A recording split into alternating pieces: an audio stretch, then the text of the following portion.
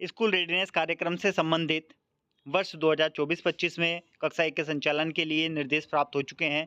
तो चलिए जानते हैं महानिदेशक ने कक्षा 1 में स्कूल रेडीनेस के संबंध में क्या-क्या निर्देश दिए हैं। हम इस मुख्य बिंदुओं पर आपका ध्यान केंद्रित करने की कोशिश करेंगे। यदि आप चैनल पर नए हैं तो चैनल को सब्सक्राइब कर लीजिए। अब बात करते हैं सबसे पहले समय सारणी की। समय सारणी में 12 सप्ताह का ये हमारा कार्यक्रम होगा, जिसमें 1 अप्रैल से 15 अप्रैल तक कक्षा 1 में बच्चों के नामांकन, प्रवेश, अभिभावकों का उन्मुखीकरण व अन्य गतिविधियां की जाएंगी। 15 अप्रैल अगस्त माह के तृतीय सप्ताह तक स्कूल रेडीनेस गतिविधि कैलेंडर 2024-25 कक्षा 1 में हमें संचालित करना होगा, गतिविधियों को समझाना होगा। अंतिम सप्ताह तथा सितंबर माह के प्रथम सप्ताह की बात करते हैं। स्कूल रेडीनेस कार्यक्रम समाप्ति के पश्चात अभिभावकों के साथ बैठक करेंगे, बच्चों की प्रगति को उन्हें समझाएगी कि बच्चों ने हमारे क्या क्या सीखा है। अब बात करते हैं दीक्षा पोर्टल पर 12 सप्ताह के स्कूल रेडीनेस कार्यक्रम 1, 2, 3 को नोडल शिक्षक संकुल, नोडल अध्यापक, प्रधान अध्यापक द्वारा पूर्ण किए जाने के संबंध में कोर्स है 20 मार्च से 5 अप्रैल के मध्य है। दूसरा तीसरा कोर्स 5 अप्रैल से 15 मार्च के अप्रैल के मध्य है। आपको लिंक डिस्क्रिप्शन में यहाँ दिख रहा है, आप ये टाइप करके इसको ओपन कर सकते हैं। वर्तमान की परिस्थिति है कि वर्तमान में यह है अभी तक अपलोड नहीं किया गया है, आप भविष्य में देख सकते हैं। अब हम बात करते हैं नीचे गतिविधि कैलेंडर तथा मैनुअल 2024-25 छात्र नामांकन के साथ नोडल अध्यापक यह भी सुनिश्चित करेंगे कि प्रत्येक दिवस छात्रों को कैलेंडर के हिसाब से गतिविधियां कराई जाएं, बच्चों की रुचि के हिसाब से सक्रियता उसमें विकसित की जाए। स्कूल रेडीनेस संबंधी प्रवेश विद्या प्रवेश मॉड्यूल के दिशा निर्देशों के क्रम में गतिविधि कैलेंडर एनसीईआरटी के सहयोग से संस्थान में संलग्न नीचे दे दिया गया है। अब हम बात करते हैं कि उक्त कैलेंडर को दीक्षा पोर्टल की प्री प्राइमरी के अंतर्गत आप डाउनलोड कर सकते हैं। ये इतने मुख्य बिंदु नहीं है। अब बात करते हैं अभिभावकों के उन्मुखीकरण के बारे में। जी हाँ, अब हम जब स्टार्ट करेंगे अपनी इस प्रोसेस को, तो इसमें सबसे पहला ये है कि 12 सप्ताह के स्कूल रेडीनेस कार्यक्रम की उपयोगिता से अभिभावकों को जागरूक करने के उद्देश्य से अभिभावकों के साथ बैठक की जाएगी।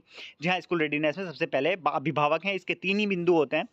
जी हाँ, उसमें अभिभावक एक मेन है, समाज एक मेन है। 12 सप्ताह की स्कूल रेडीनेस गतिविधि संचालन के पूर्व हमें क्या करना है, प्रधान अध्यापक के सहयोग से नोडल अध्यापक कक्षा 1 में नामांकित समस्त बच्चों के अभिभावकों को आमंत्रित करेंगे। जी हाँ, ये एक बैठक आप समझ लीजिए। अभिभावकों को स्कूल रेडीनेस कार्यक्रम की आवश्यकता, महत्व को हमें उन्हें समझाना होगा। समय-समय पर बच्चों की आकलन वे स्वयं भी करें और गतिविधियों के लिए उनसे पूछें क्या-क्या उन्होंने किया है।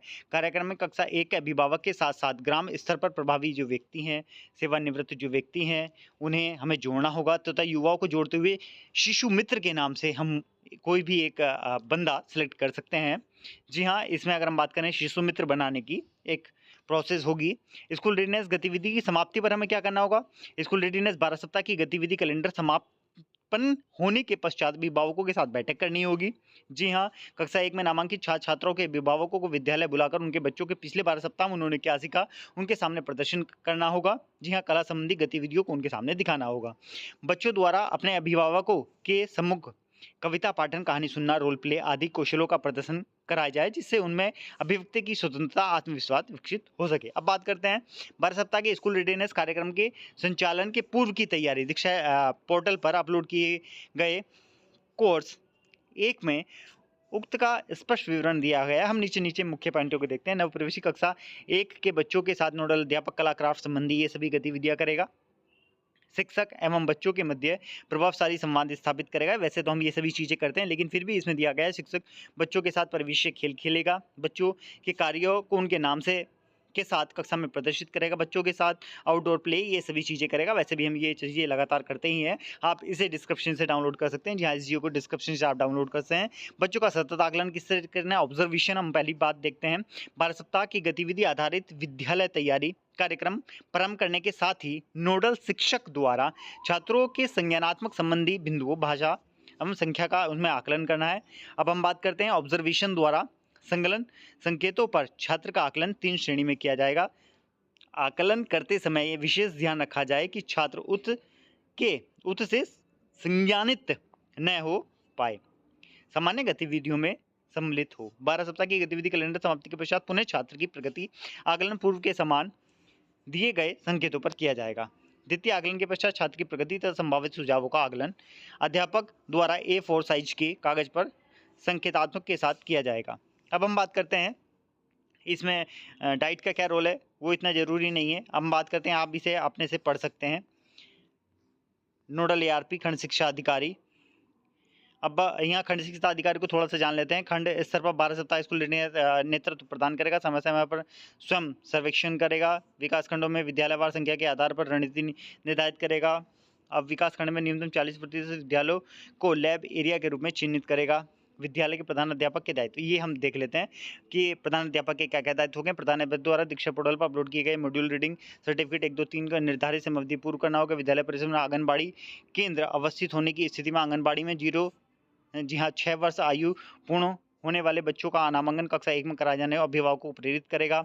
गत वर्ष में चेक के अंतर्गत क्रय की गई टीएलएम सामग्री नोडल शिक्षक को उपलब्ध कराना सुनिश्चित करेगा। गत वर्ष में कक्षा 1 में शिक्षण हेतु चिन्हित नोडल शिक्षक को वर्ष 2024-25 में भी नोडल शिक्षक के रूप में नामित करेगा। दीक्षा पोर्टल पर अपलोडेड 12 सप्ताह के स्कूल रेडिनेस कार्यक्रम संबंधी मैनुअल और ये सब चीज़ों का वो करेगा। नीचे कहते हैं माता पिता के नामांकन एवं नियमित उपस्थिति के महत्व को बताते हुए लगातार सहयोग प्रदान करेगा। कक्षा 1 में उन अभिभावकों को लगातार संपर्क करेगा जिनके बच्चे नियमित रूप से विद्यालय नहीं आ पा रहे हैं।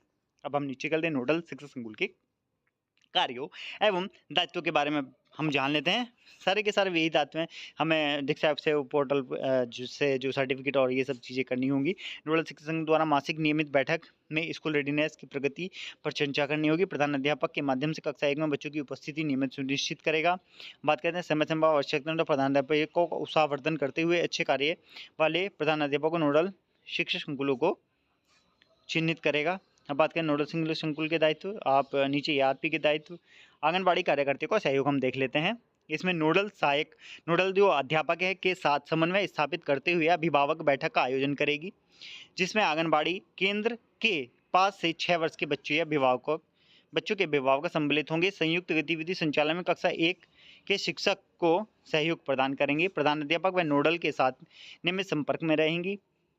ECCI दिवस पर प्रधान अध्यापक और नोडल शिक्षक को आमंत्रित करेंगे। नोडल टीचर के साथ समन्वय स्थापित करते हुए कक्षा 1 व आंगनबाड़ी केंद्र 5 से 6 वर्ष के बच्चों के लिए संयुक्त गतिविधि का आयोजन करेंगे। इसके बाद हम देख लेते हैं कि हमारा गतिविधि आधारित कैलेंडर क्या होगा। जी हाँ, अब गतिविधि आधारित आप कैलेंडर देख रहे हैं। ये कैलेंडर हमारा पिछले वर्ष भी था, इस वर्ष भी है। तो हम देख लेते हैं प्रथम सप्ताह में हमें क्या क्या करना है। इसकी सप्ताह वाइज वीडियो अलग से बना दी जाएगी कि हमें हर सप्ताह में क्या करना है, जिसका डिस्क्रिप्शन और हमारी जो रजिस्टर होगा वो आपको हमारे चैनल पर मिल जाएगा। इसलिए चैनल को जल्दी से सब्सक्राइब कर लीजिए। ये प्रथम सप्ताह है, ये हमारा द्वितीय सप्ताह है, जी हमारा तृतीय सप्ताह होगा। इसी प्रकार से फोर्थ सप्ताह, और आप देख रहे हैं 6 सप्ताह, 8 सप्ताह, 9, इसी तरीके से हमारे 12 सप्ताह पूर्ण कर लिए जाएंगे। अब आप देख रहे हैं कि हमें किस तरीके से चीज़ें करनी होंगी। अब आप देख रहे हैं इस तरीके से हमें बच्चों को बताना है। दूसरी, ये शिक्षक संदर्शिका स्कूल रेडीनेस है। निःशुल्क विवरण 2025 में आपको ये सभी चीज़ें मिलने वाली हैं।